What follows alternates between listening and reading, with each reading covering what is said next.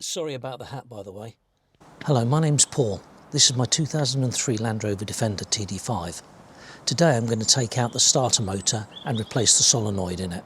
I'm not going to be able to show much footage from underneath, as it's a bit, the lighting is a little bit bad under there, and I'm a bit pushed for space. Also, you'll notice that the vehicle is parked on a slope. This is because I can't get it started.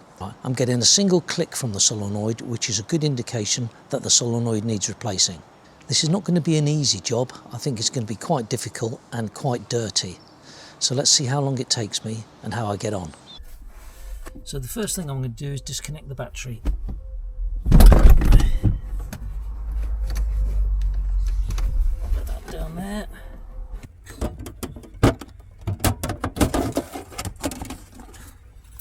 So it's 13mm spanner.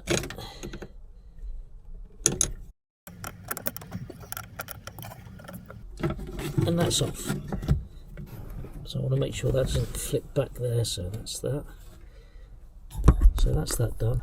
So here I am. The first thing I'm going to do is disconnect the power supplies. So that's the power. So that's the two main cables disconnected. I must remember there's two on there. And then this is the switch. I've disconnected that, so I know they're all disconnected. There's the two bolts that are holding the starter motor at the bottom, and there's a nut that you can't see but apparently you can feel that's holding the starter motor at the top. I've had a good feel around, and although it's May the 4th and I used the force, I just can't feel the nut. So I've come to the top of the engine and removed the acoustic cover and the air intake pipe so that I can get eyes on the nut, and I still can't see it. So I've been worrying practically all night about how I'm going to get this. I apologise for the sound. Nut undone on this starter motor, and turns out there wasn't one on there in the first place. So I just had to undo these two studs, nuts, bolts. I had to undo these two bolts. So that was a stroke of luck. I'll probably have to fit a nut back on there, but at least I didn't have a struggle getting it off because they were really tight. And now for an easy part of the job, although I thought, and that's to remove the three screws that are holding the cover down on the chamber that the solenoid is housed in.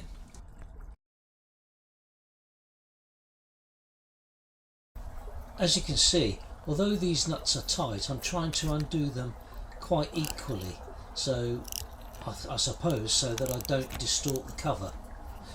They seem to be undoing and coming loose.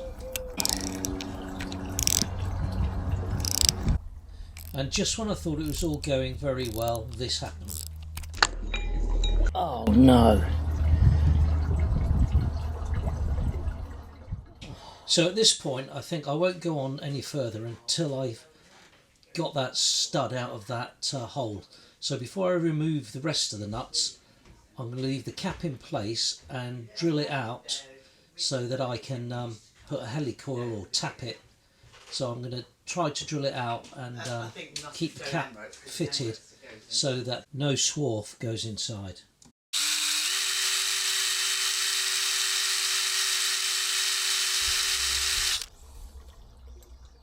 So what I'm offering up here is one of those broken stud extractors. Now I've got to make the hole deep enough to accommodate that. I've had to give up on drilling out that stud because my drill bit just isn't long enough. That's not WD-40 I'm spraying there, I'd already done that. No, that's brake cleaner. I'm just trying to clear some of the swarf from where I've been drilling, because when I remove the cover I don't want any swarf falling into the chamber where the solenoid is. So at this point I'm thinking I can probably get away with just two of the bolts holding the cover on. I can make up some sort of bracket which will push down on that side. So all's not lost at this point, and so I very carefully start to undo the other two bolts. And that one breaks.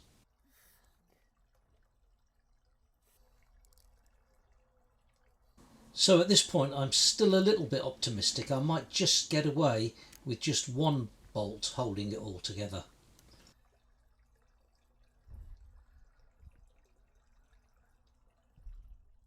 I know this job probably would have been easier if I'd held the starter motor in a vise, but I haven't got a vise, so I'm just making do.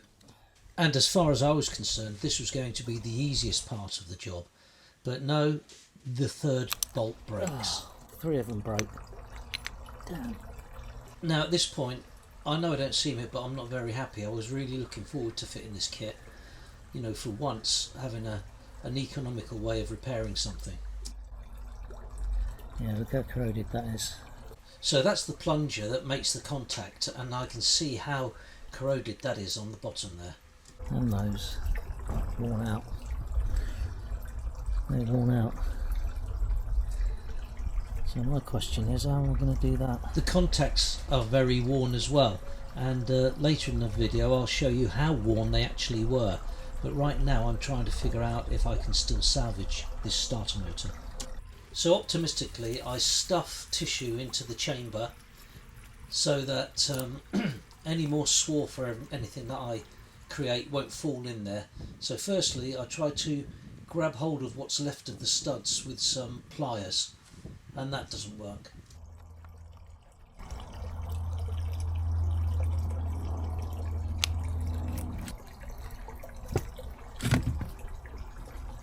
Don't know why I'm trying this again. My drill bit obviously hasn't increased in length.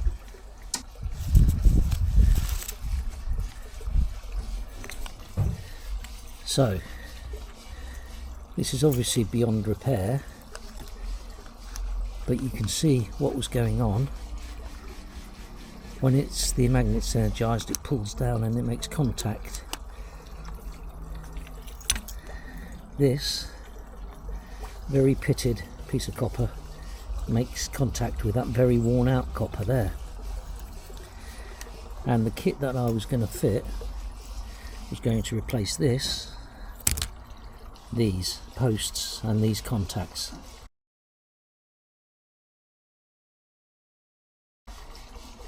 And as you can see, that one's really worn down. That one's not so bad. This one here on the right, that's worn right down. So when it was energized, it would go down.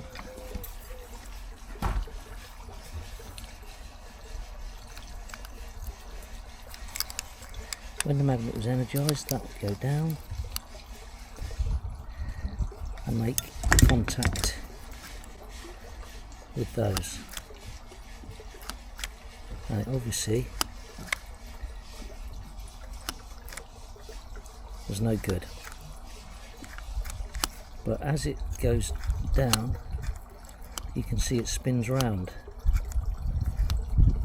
See, that spins round. That's obviously why it was an intermittent fault, because it would make contact at a certain spot every time. So it's going round clockwise, I can see it is. Every time it went down. But because I can't reuse the kit that I've got, I'll just get the kit. Yeah, the kit that I got is this. You can see it had a brand new plunger. I'm not going to open it because I want to save it. Had a brand new plunger. And you can see how thick that contact is supposed to be. And the one in there, you see how thick that is. That one that's in there is wafer thin. So that's the one that obviously takes all the wear. Anyway, I can save that to use on a rainy day. So I've had to go over and buy a new starter motor in the end, so I might as well have just done that from the start. All 3 of these bolts snapped off. All 3 of them. I couldn't believe it. I thought that was going to be the least of my worries. But yeah, every one of them snapped off. I'm gutted. I was thinking I could use my helicoil kit. I only ever used it once. My tap missing. Oh, there it is. I hate losing stuff. So that goes there. I've only had to use that helicoil kit once in anger, so I suppose one day it'll come in handy for something else. So, as you can see, I've had to buy a complete starter motor.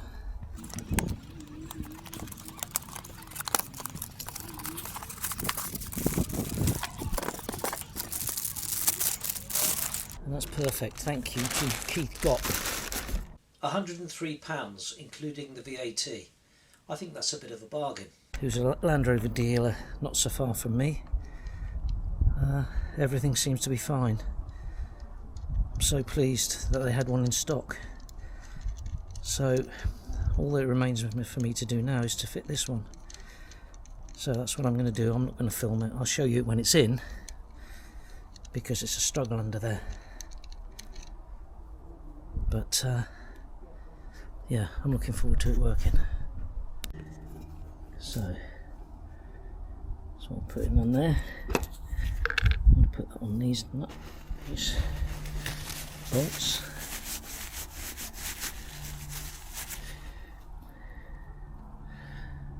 Put loads on there because these are really tight. I was worried they were going to break off. So again, put loads on there.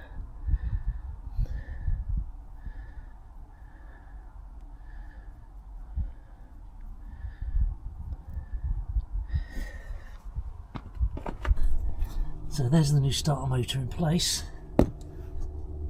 all fitted nicely. So I'm going to have a go at taking this to bits because I just really want to do a comparison, old one with new one.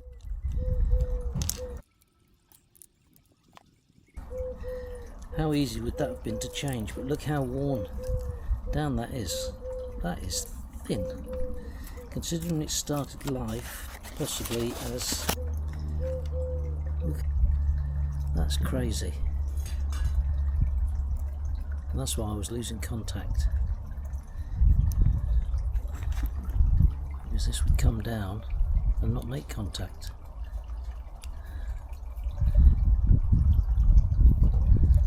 That's amazing. I'm amazed at how thin that is.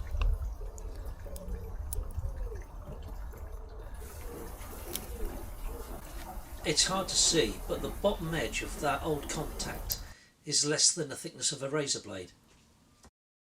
Look how much that's worn down.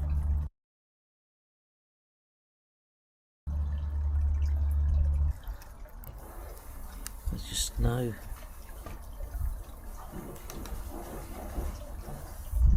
That's amazing. I'm amazed by that. So, and you can see how pitted that was. So I'm not sure if you can see it clearly here, but there's a definite step in this contact. I'd say it's 95% worn away. But originally that was like that.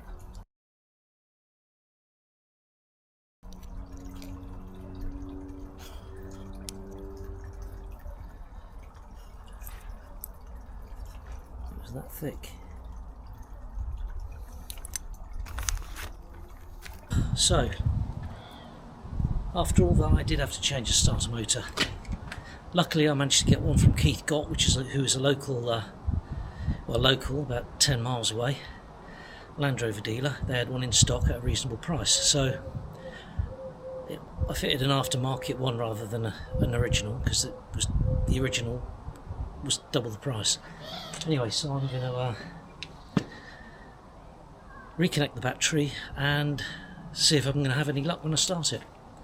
Keep watching. This is the moment of truth. After all that work. Perfect. Perfect. Music to my ears. And again. It's got a good start to it. The other one was weak.